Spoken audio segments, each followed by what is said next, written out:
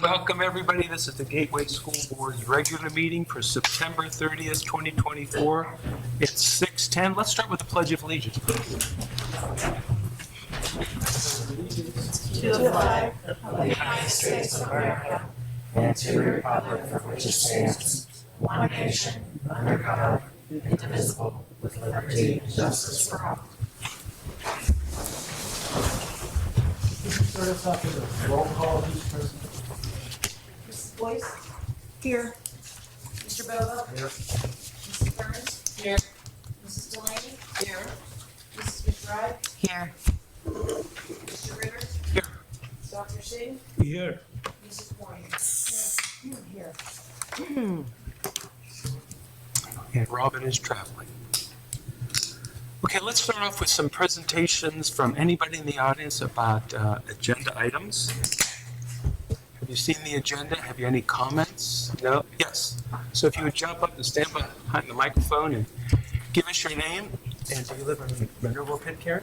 Hi, my name's Matt Burks. I'm a resident of Monroeville. My daughter goes to Ramsey. I wanted to let you folks know that I'm interested in helping out with the trap team. I was a former shooter for Gander Mountain on their competitive team. I worked out of the Moon store, and I was also partially sponsored by Browning for a time while I worked for them. Sorry, you said trap. Yes. Shooting. It's shooting Trap. clay targets. I got it. Because if you want help with the track team too, we'd be happy. No. I forgot to mention, thank you very kindly, Matt. Yes. Thank you. The Gateway School Board had an executive session right before this, and we talked about litigation, contract negotiations, and some personnel matters. Anyone else have anything? Okay, so let's move on. Board member discussion. How are we gonna get him in touch with those people from the trap? They're Okay, swap phone numbers. Right in front of you. Okay, board member discussions. This is a good time for us to talk about new ideas that we might have or concerns at a high level, bright ideas that are not on the agenda that we might brainstorm over the next couple of months or a year. So Val first and then Cheryl, please. Oh, I was just going to say, Andrew, does he have to fill out anything through the school? Yep. So that would go through I've personnel.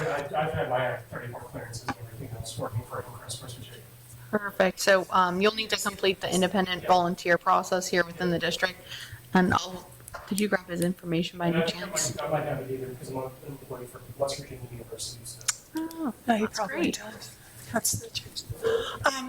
Wanted to bring everyone's attention. I don't know how many of you have ever heard of the Kids of Steel program. It's a running club, and it's a free training program that helps motivate kids and their families to get moving and running. It's associated as part of the Pittsburgh Marathon, and there are 200 schools in Western PA, including our neighbor Franklin Regional, that has over 100 kids participating. The culminating event at the end of the year is the Chick-fil-A Pittsburgh Kids Marathon that these kids can participate as a school in. And effective October this month, coming up, University Park will be our first Kids of Steel school. They're on the website. You have to get volunteers. I understand they'll be running and doing this program from October into November as a pilot. And if it works and they get enough kids, they have enough volunteers, the principal's going to be helping along with some parents. They would do it again in the spring if all goes well. There is one other school, which I'm not going to say yet because it's not on the website yet, in Gateway, that's looking to participate in this. Because with every sport, there's running usually involved. So this is a great opportunity for the kids to really get out there at a younger age. I will say, Leslie, the reason this came up initially was the middle school, because the younger kids in the middle school, because the older kids are part of WIPIO, but the younger kids don't have that same opportunity. So initially this came up because of the middle school and the younger kids, because they could participate in it too. And that would lead them to be able eventually to do things like track, cross country. I mean, every sport has running in practically. So I don't know if anybody at the middle school would be interested. It'd be really cool if we saw the Chick-fil-A Pittsburgh Kids Marathon, and we saw a whole group at Gateway. Because Franklin Regional has their own Kids of Steel Franklin Regional shirts, and you'll see them all out there running. So I just wanted you to know that this is happening, and this is our initial program. We'll see where we go from here. I will have the FTO vice president look more into that. Hi. Well, if she's your vice president, she has direct connections and knows about people at universities. Are they going to do the Kids of Steel? And it works like they, throughout the, whatever time frame they allot you, counts for each mile. Right, So that last mile, it accumulates to them doing the marathon, right. added up. So yeah, it's, the kids enjoy it, so it's not a bad thing at all. And all you really need to run is a good pair of shoes and a water bottle. It's not like it's a really expensive activity necessarily, so. Yeah, well, Yeah, it was started because of you guys, but meanwhile. yeah, I always wondered why, like when my daughter was younger, but in private school, she was able to do cross country under 7th grade in the private schools, but I guess because of Whitfield, their age group. It's Whitfield's Fifth rule. and sixth grade. Seventh and eighth grade program, but the Right. fifth and sixth. Yeah. This goes through that age bracket. She ran for it, but Yeah, well, they also do basketball at parochial schools and so forth at younger Yeah. grade levels too. thank you. Wanted you to know that. All right, any other board discussion topics? If not, we're going to start to move into Dr. Rossi leading us through the financial reports section. Thanks, Dr. Rossi. Number 4, financial reports. 4.1, list of bills for September of 2024. Item 4.2, financial statements for August of 2024. Second. Any discussion? Very good, so let's take a vote on that, please, Stu. Mr. Bobo? Aye. Mrs. Burns? Aye. Mrs. Disney? Aye. Mrs. McBride? Aye. Mr. Ritter? Aye. Dr. Singh? Aye. Mrs. Warning? Aye. Mrs. Foster? Aye. Motion carries. Section 5, personnel, Ms. Jessel. Thank you, Dr. Rossi. Item 5.1, resignations, 5 as listed. Item 5.2, 2 transfers as listed. Item 5.3, employment of 9 individuals as listed. Item 5.4, 2 leaves. Item 5.5, 9 salary adjustments in accordance with the TEA CBA. Item 5.6, approval of 9 supplementals as listed. Item 5.7, 10 event workers. And item 5.8, 20 independent volunteers as listed. That's great. It's been a busy time, but it's I'm been just great saying to see. that's- Kudos to the FTO, PTOs, PTAs for really pushing out the volunteer options to all of the parents. So moved. So we have a first, we have a second. Second. Leslie second. Discussions. Yeah, I have a couple. I see on 5.1.3, we have a resignation. Do we have anyone taking that place?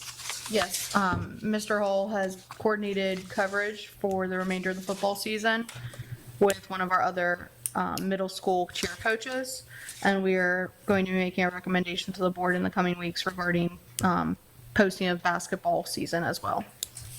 Okay, and 5.1.2, do we have a replacement for that individual? In terms of being an assistant or an officer? Either or. We hired an officer last week. Correct, Yeah, we have not filled the assistant okay. position yet. Is there an incentive for that assistant position? Salary incentive? Yes. The current SPO agreement has a $3 an hour pay increase for the individuals filling that void. Okay. Which takes it to what, if you don't mind me asking? $31 an hour. Andrew, with these 2 paraprofessional resignations, and I think we've hired a couple, where are we still in open para positions? We've actually been actively discussing with pupil services and building principals. We had a check-in with them about 3 weeks ago. I think Dr. Rossi and Dr. Chagey can elaborate more. I think we've had unprecedented enrollments this school year. So we have increased our overall staffing requirements back up to the original 90 due to the need established. Based on that, we're currently down, I want to say 7 positions collectively, with supplementing third-party paras into the mix to fill other voids. We have 2 elementary buildings at full staff at this time. University Park's been hit heavily with increased need. We've added 4 positions from last week. So we're actively recruiting on filling those voids as well.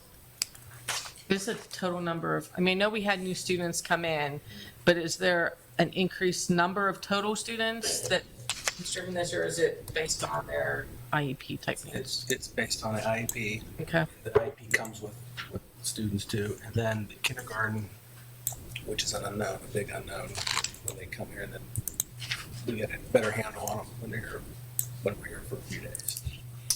If they don't come with any. Dr. Rossi, you had indicated before, when they come to us with an IEP, there is several months before you are able to reassess them to make sure what that IEP says. It's There's by time. law, there is time we have to. We'll accept the IEP that they come with, but we like to gather our own data as well. But that takes time. How long do you have until, by law, I mean, how long can you wait until you reassess them, or is there a time frame? It depends on the student's timeline when they were evaluated or reevaluated. It's really yes, yeah. Okay. Yep. With the resignation, I think I asked this last time, why are we going back and approving things from August for resignations and transfers and employment? With regard to the resignation, Haley and I did an audit of who was processed board agenda wise versus resignations provided. Miss Harry unfortunately fell through the cracks, so we went ahead and made sure that we put it on this agenda to recognize her retirement. Additionally, with the transfers, the transfer that took place in August, we were not made aware of that until into September. So we made sure as soon as possible, we did put it on the board agenda. Who was supposed to make you aware of where your employees are? So this individual, I hate to say it this way, but I want to be very transparent. It's not necessarily, we had a bid up for this position. The individual in question did not submit interest for the bid, but after the bid closed, had requested to be transferred to that position. And by that time, we were already into September, but they had already been filling that void due to food service being down staff. So the food service manager requested that we honor the individual's transfer back to the original date that they started filling this void. Okay, all right. And then we have paraprofessionals back in September and a student worker back in August. Yes, the student worker we put as August 22nd intentionally to allow them to be a student worker effective the start of the school year because they've been working towards getting their paperwork in since the end of the summer. No, one more question. The supplemental for the GMS yearbook, I don't know how long a bid has to go up. Like, are you able to put that up once this is approved? And then how long does it take to fill that? Just because they're a little behind the 8 ball on it. No problem. Yeah, we typically try to post all supplementals at once. However, we just concluded the supplemental posting for winter supplementals. So once Mr. Hall is able to review who expressed interest in what remaining positions we have available, we will then repost the remaining positions needing filled and include the GMS yearbook sponsor in that pool. Even though this wouldn't be something that would be under Mr. Hall, like you can't post this separately, like as soon as possible. I could, absolutely, if that's the direction. We typically have all supplemental positions, athletic or not athletic, get posted simultaneously. I know that this one's a little weird, but how long is the bid process? Like, how long do you have to leave It's it up? 5 days. Oh, it's only, okay. Yeah, it's not a lengthy process. October. Correct. We would have it in time for October's agenda. We were just thinking about the fall sports not being able to get their pitchers. We missed No, they're still have, Soccer, I mean. yeah. That's I'm why. sure we can get some pictures, probably. Okay, yeah, because I know that this was like a weird supplemental coming in at a weird time, and we weren't being aware of the need. Okay. I've already emailed you about this, but I'm going to say this to everybody. Supplementals. I know Mr. Bova has been asking about them since the dawn of You never time. need to reference me again relative to supplementals. Well, Everyone's I'm interested. just backing you up, Jack. I Please agree don't. with you. Good. Anyway, well, I'm not, because I'd like to see them all. Because we keep adding and adding and adding. So if we could see the sum total with a grant, she gave me some of it, but we're adding more and more to that list. So we need to see the sum total, bottom line amount of what we're doing. And also, we have given money, and I don't know, because this isn't a supplemental, so I don't know where we could put this in. We also give money to other activities. We were talking about the bowling team, and we've talked about ice hockey, and we do those kind of things too. And we want to be fair and even. That's not a supplemental, but we're still giving it to an activity. These are, in many cases, some cases, activities. So where do we squeeze that in so we see the big picture of all the amounts of money we're giving to activities? I'm less focusing. Do you understand where I explained to where I'm going? And I explained to Dr. Rossi, I feel like it's a charge card. I think like it's really easy to keep charging things and doing these things, and then all of a sudden you get hit with a bill that you say, oh my heavens, I didn't know I spent that kind of money. I sort of feel that way with supplementals, because we keep saying, okay, because we want the kids to be able to do these things. But in the end, it's like, what's the bottom line? How much have we spent, because we keep adding things, and including giving money to activities, which are out of the realm of the supplemental. So if there's some way, at some point, we can see the big We picture. have the list. Yeah. I'm glad that. She gave me a list, but it doesn't include some of the newer supplementals, and it doesn't include any monies that are for activities that don't fit within the realm of supplementals, but they're activity related. Right. Makes sense? Yeah, I think, You know what I'm talking about? the GSD master supplemental list encompasses all the current board-approved supplementals. I think the big discrepancy is what we've given, for instance, like bowling team, hockey, all those outliers that we don't necessarily track in the supplemental category, but still factor in some Right. capacity. It's not a standard supplemental, but it's still sort of on the fringes of us giving activity monies to groups, which is what a supplemental is in many ways. It's just really easy not to see the big picture when we keep doing this piecemeal. Makes sense? Yep. Okay, We wanted to review the whole overall supplemental Right. process and exactly. what the rates are and everything else. And I know it's just like been 7 or 8 months we've been asking. So when do we expect to actually have that? Well, Information what for we want to review. do is, hopefully for the new year, what we want to do is, if we started planning it for the fall here, to get the list, we want to reach out to the sponsors, and we want to do a thorough, how many kids are participating, how many times, for instance, the chess club, how many times are they meeting? Is it once a month? Is it once a week? We want to get that. That's what we're going to be gathering here and all that and presenting that and say, okay. For instance, we learned, for instance, the cheerleading is it's football and basketball. So that's one that caught our eye immediately. So should it be football and basketball separated? Right now they're together, and is that fair? So those are the types of things we're trying to wrap our head around here. And we expect to have that information by October, November, January Open 2026. for budget season, so like in January to have say, hey, this is moving forward for budget season. This is what we're anticipating for next year. Okay, and it would have all that extra information. We're But we hoping to would have gather a that review. this fall. So to me, it's before budget season, right? I think we need to do a review of understanding what supplementals are and what all that stuff is, and then Mike can start putting in the budget. But I think we've been asking to understand where's the equity? What are the numbers? What are they the correct calculation? Like, are we being equitable across all the organizations? We are working on it behind the scenes. You reached out to your HR. We've had multiple conversations. We have a quarterly meeting for the Southwestern Human Resource Organization. frequently bring it up. I've asked for meetings with 2 hot districts that Ms. Boyce was able to point me in the direction of, as well as to who she had insider information has changed the antiquated algorithm that was utilized for calculating who gets what. And then also, there's an additional layer to this that Dr. Rossi and I have discussed extensively regarding the tracking piece that has to come into play too. So there's another district that we've been in discussions with and are trying to figure out where we go from here. What I'd like to know, since you're having conversations with other districts, and we're talking about budgets, do they cap this? Like, do they put so much in their budget, and when they hit that, it's frozen for that year? There's no, because it's hard because you don't want to say to kids, you can't do this. We don't want to do that.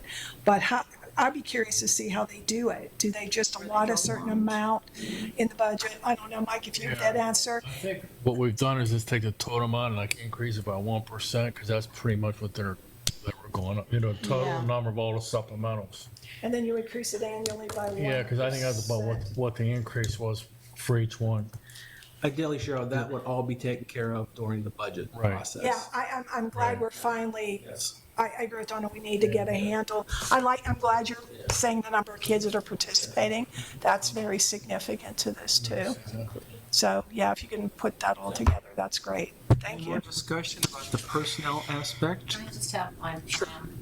In our weekly board docs, there was a notice of recommending a candidate for the administrative front desk. Is that taking place, or what's going on with that? Yes, the individual that we had extended an offer to unfortunately pulled out due to the part-time position, it being part-time and also lack of benefits. So we're in discussions with regard to that role, but also pivoting to focus heavily on paraprofessionals and backfilling our long-term subs that we previously had filled that have been reallocated to other assignments due to increased enrollments. Okay, thank you.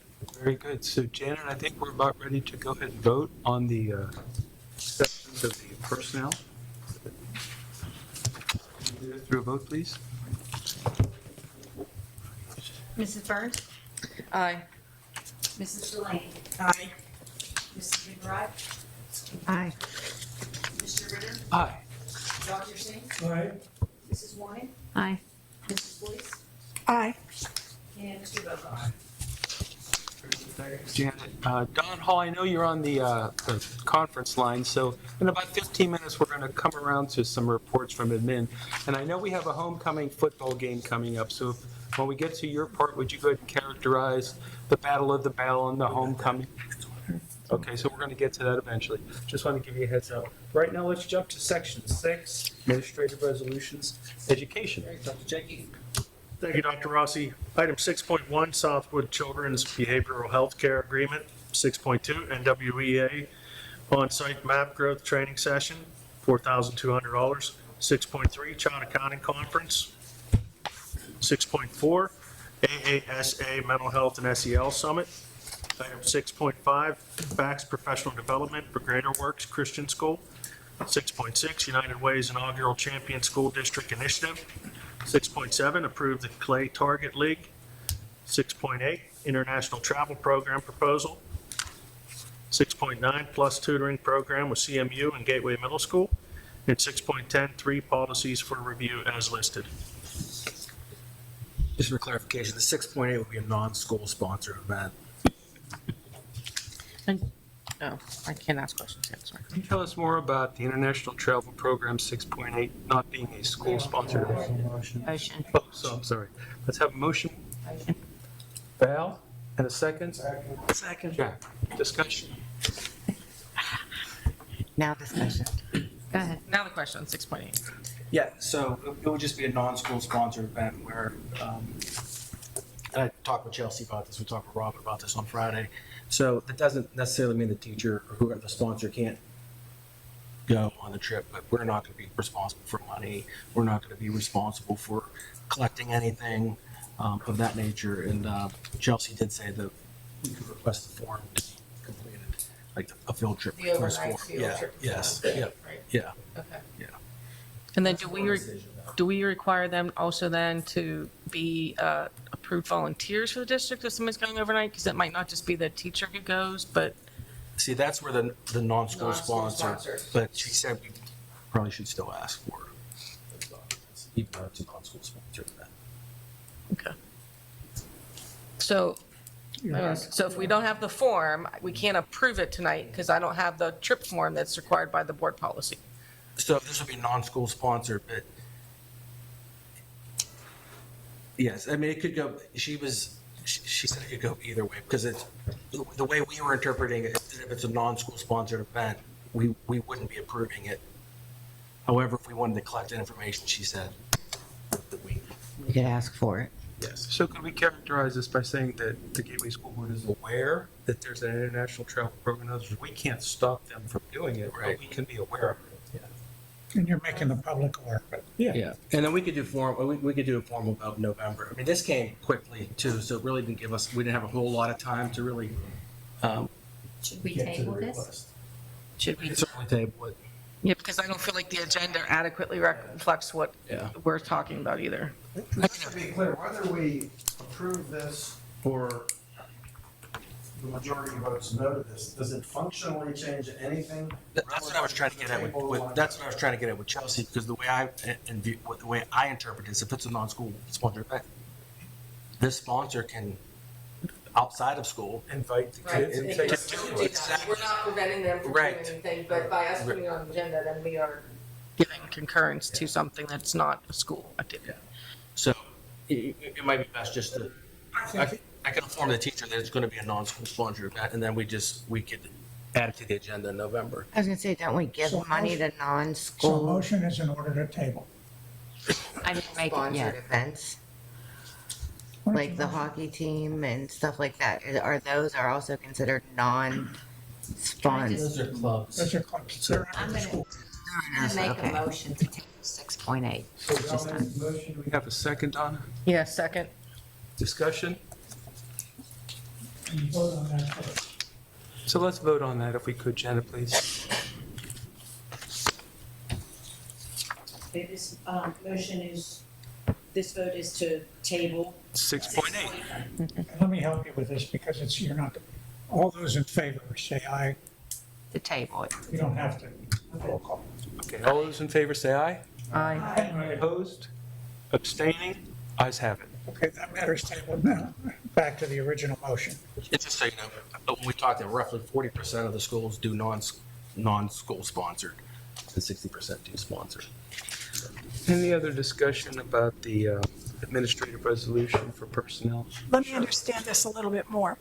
Given the fact that we are not endorsing this, and I think this, somebody just said this, do we even need to vote on it? I mean, if it's from outside, they can put an ad in the paper and get the kids, or do we need us to be on this? If you want to, Chelsea, And I think the rationale is that they want to be able to say, hey, Gateway's aware of this, that you've blessed it, but you're not endorsing it, so that they can say, this isn't without Gateway's knowledge. You, again, aren't going to incur any liability because you're not endorsing it to the extent of being a sponsored activity. Do we need to phrase that some way to that effect in here to say that we are not endorsing it, but the international, or I think we're saying it right now. right now is sufficient? We don't need to put it in writing. Okay. Anything else? Yeah, I would like to know the Southwood children and women. So how many, in terms of real numbers, you anticipate how many students make it? it really all depends on student need throughout the year. It could be as little as one a year, a couple a year. It really all depends on the need as it arises throughout the school year. So, based on previous experience, it's like 1 to 5. I would say around there, 1 to 5, yes. Very good. Any more? Shall we vote, Janet? Mrs. Delaney? Aye. Mrs. McBride? Aye. Mr. Ritter? Aye. Dr. Singh? Aye. Mrs. Warren? Aye. Mrs. Boyce? I don't know if I'm allowed to do this. I have a question. Are we voting on the policies? No, you say policies for review, or are we just putting them up for review, For feedback, review. feedback? Yep. Aye. Mr. Bova? Aye. And Mrs. Burns? Aye.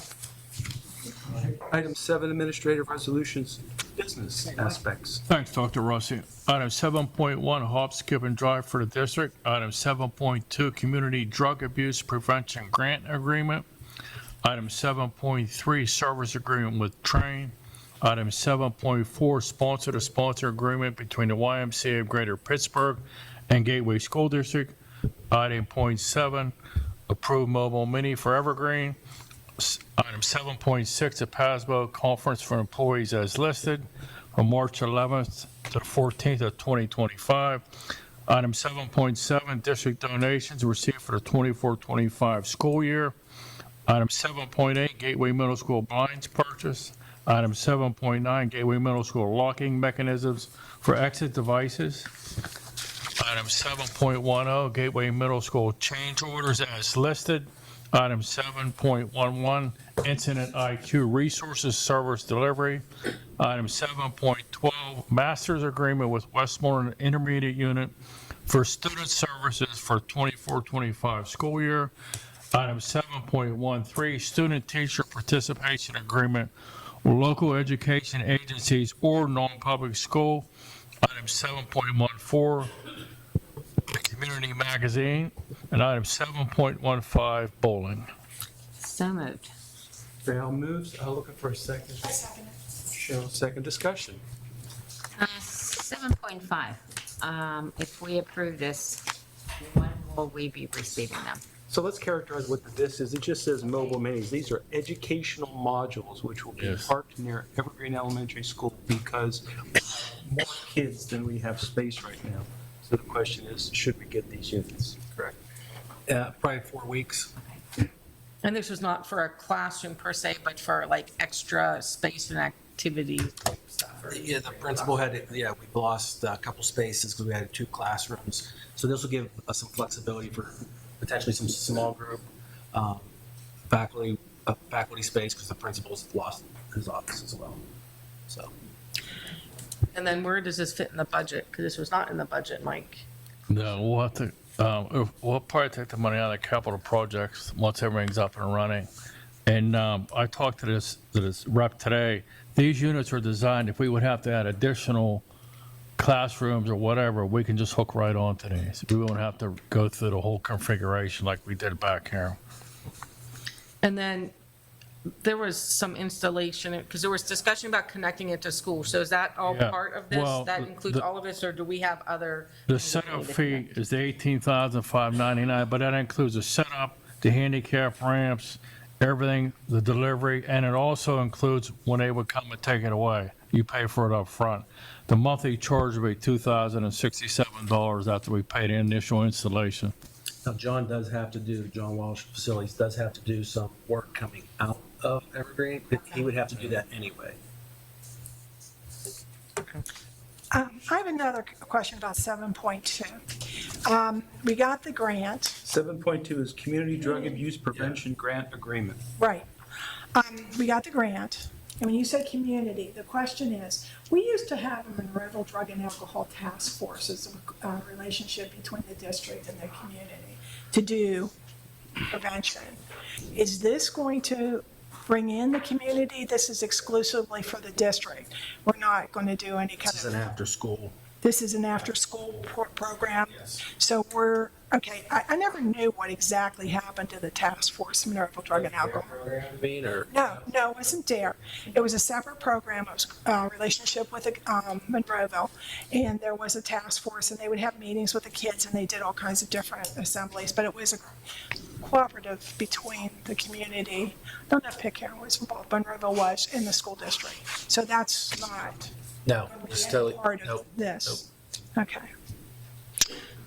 Mr. Odo got this Yeah, grant. 7.3, the train agreement is still missing, the Yeah. attachment is Yeah. still missing Cleveland Stewart. I think I put in there. They're with combustion services. Yeah, the follow-up, Cleveland Stewart's HVAC is handled through combustion So they're services, supposed to be not train. I'm Yeah, sorry, I missed yeah, that on the yeah. third time I wrote this. Okay.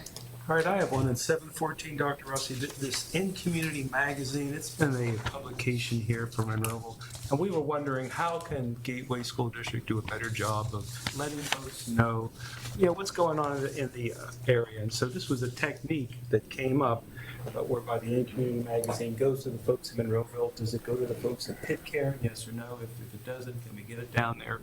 Can we get some content in there so that we can sort of show off who we are and what's up with the kids here at the school?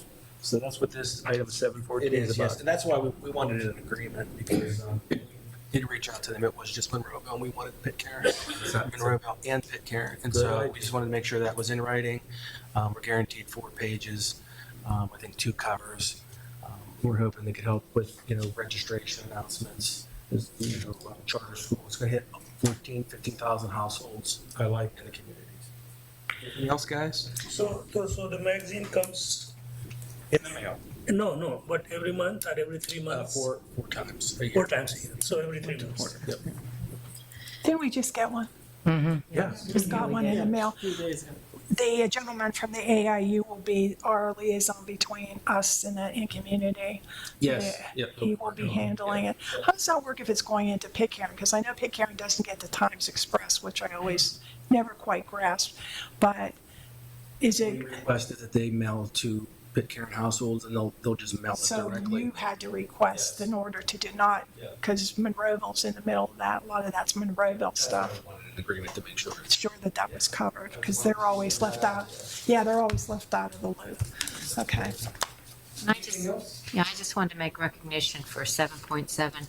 Monroeville Rotary did donate close to 70 backpacks for our students this year. And then I have a question on 712. It says it was more like intermediate unit. It's a generic agreement, so is there a plan exactly what it is, and where does that not fit in the budget? It's similar to the Allegheny Intermediate Unit. We have already approved. To be honest with you, we probably won't use it because we default to the Allegheny Intermediate Unit. But for some instance that we might use a service there, that's what it's there for. But we typically will not use the Westmoreland Intermediate Unit. We default to the Allegheny Intermediate Unit for those services. Anything else? We ready to vote? One other thing. 7.11. Andrew, can you explain what that is? Yeah, absolutely. So Incident IQ is the platform that we utilize currently for ticketing for facilities and technology. They have 5 modules in all. One of these include the HR service delivery module.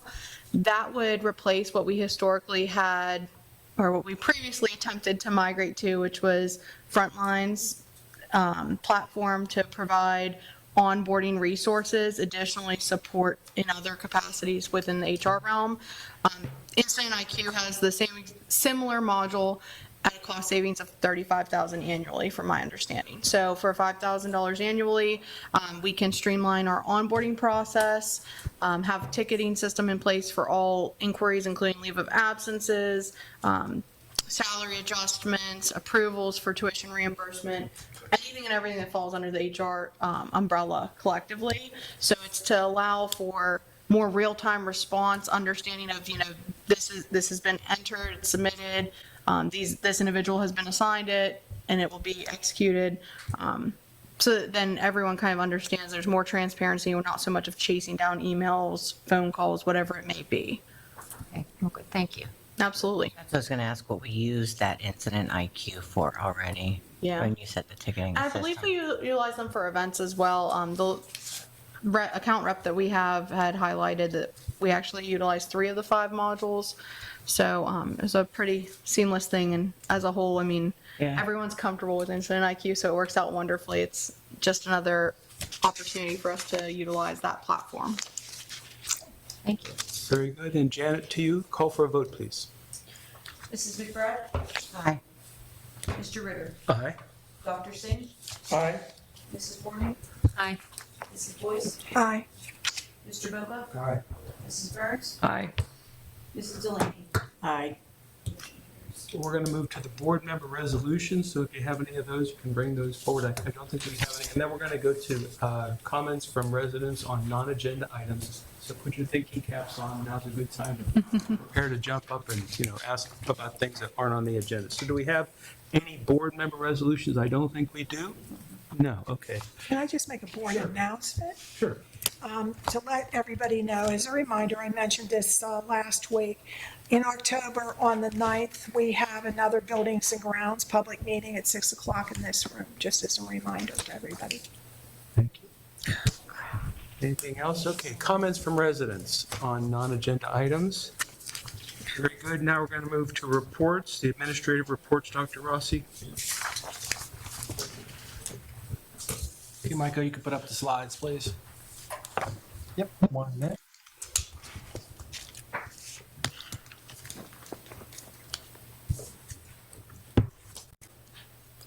Oh, that's mine. You'll be up there.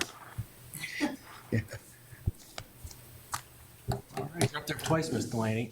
Anyway, just wanted to recognize PSBA Honor Roll of School Board Service Program celebrates school board directors for their service and recognition for their dedication to their communities. So PSBA has recognized Susan Delaney. Okay. So thank you, Ms. Delaney, for your 5 years of service. So thank you.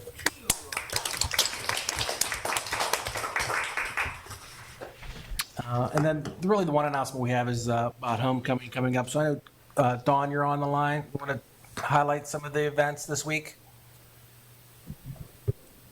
Yes, I'm here. So we got a lot going on Friday night. We have combined the annual Battle for the Victory Bell, which is a big event that we do with our neighboring rival Penn Trafford, with homecoming. So that was already kind of a lot and exciting and a lot of moving parts. But we've also added in the very important dedication of our track to Coach LaBeouf, and we're going to have a ceremony there. So we do every home game. We do a comprehensive, all-inclusive countdown. That marries up the clock with the minutes before the game kind of thing, and includes all the people that are involved in all the events that take place. And that event basically will, 2 events will take place pregame. After the teams leave the field, the Coach LaBeouf dedication ceremony will take place on the track, next to where his name is emblazoned, and we'll read some bio and some of the highlights of his illustrious career, and recognize him. I've already gotten reached out to by a lot of people in the community that may attend or may send, video message or whatever. That'll happen right around, I would guess, about 6:42. We expect it to take about 5 minutes. At 6:47, we're going to go ahead and then have our band, who's already on the field, do our fight song, alma mater, national anthem. On the tail end of that, as they're leaving the field, we're going to do the ringing of the victory bell, again, with dignitaries from both schools on the track, in front of the grandstand. And then national, after the teams will then take the field, we'll play the first half. And at halftime, we'll do our crowning of our, actually, king and queen this year. We're going to do both of our homecoming court as well. So, and then obviously we'll play the second half. We'll beat Penn Trafford, and then we'll ring that victory bell. That was the Harrison City team. That Harrison City team. That's correct. Great, thanks. You bet. All right, that's all we have. Can you put Susan's thing back up there? I think she'd like to take a picture. Yeah. I actually, There you go. He has. Don't need to do that. Well, and you also have to sing the national anthem because you got this award. You're going to be singing the national anthem halftime. Big scrapbook of all this stuff. Okay, so appetizers. All right, thank you. And board committee reports. Do we have any? Yeah. Susan. Okay, it's interesting. I get we did a walkthrough before. I have Michael put it, we did a walkthrough at the high school, among several other walkthroughs we'll be having. So while we were there, I went over to the library and was talking to Ms. Nicolazzo, and she has implemented some very interesting innovations and projects, and one is called a makerspace. And I thought that was so innovative and creative, and it's a way to get the creativity of the students as well. So when I was there, I did take some pictures of what it was that they're doing, having kids be able to come in and be creative, not just, and just even changing things around the library. As we know with technology, everything is changing. Libraries are not like they used to be when I was in school.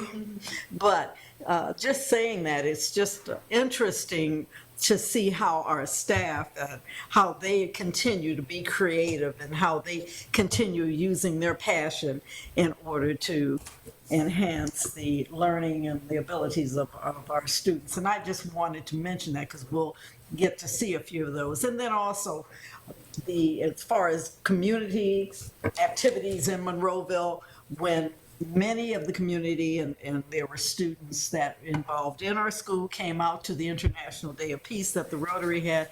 And it's just a great way to see involvement of all of our students, not all of them, but many of our students in projects as a whole activity, and with the help of Mr. Paul Estock, who really kept us on track and offered a great deal of assistance. So this is the 30th of September, the last month of the last day of the month. So when everyone knows I'm a music fan. So the music that goes along with this is called September by Earth, Wind and Fire.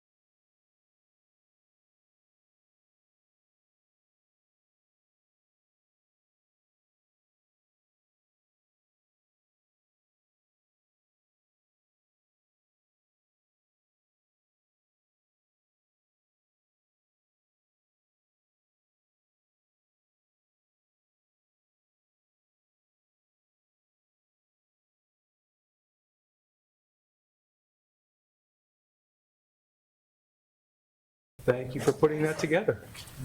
Cheryl. Since you brought that up, Saturday was Heritage Day. Oh, right? Yes, And they have books that they're willing to bind. They're right now paperback. It's the history of Patton Township, which is Monroeville back in the day. And I talked to someone, and they said they'd be happy to give it to our libraries. Now, I don't know. It might be a little too advanced for them. Though I think fourth grade is studying local history because some of those buildings are going over there for a field trip, I understand, this month. So if we want to, we can get from the Historical Society, those books. And they would, of course, they need to know how many they have to have bound, because right now they look nice, but they're not going to stand up the way they are in a library. So I mean, I can get back to them. I happen to know someone that's on the historical Society board. Any more reports from board members? If not, I have one. Oh, yeah, so Menu. better information. So October 2 is Gandhi's birthday. And so at CMU, there will be a panel discussion and some food, Sunday 2 to 4. And yeah, so it's non-violence discussion. Very good. Okay. Gandhi Day. So my report, I went to Atlanta this week for HL7, Health Level 7 International Standards Development Organization plenary. And artificial intelligence was the topic of the week there. Artificial intelligence, everything in healthcare, except for in schools. So I scratched my heads and wondered, how can we, is there a way to use artificial intelligence to help know who the kids are, what the needs are, make things easier for teachers, piece together software that can benefit us without getting overwhelmed with respect to software information and its technology, and help us do our job here, keeping the kids safe and educated. So that topic did not come up without me being there and sort of raising it.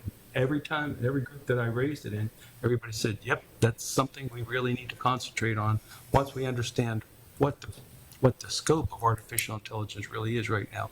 And it's a huge question, a fascinating, interesting question.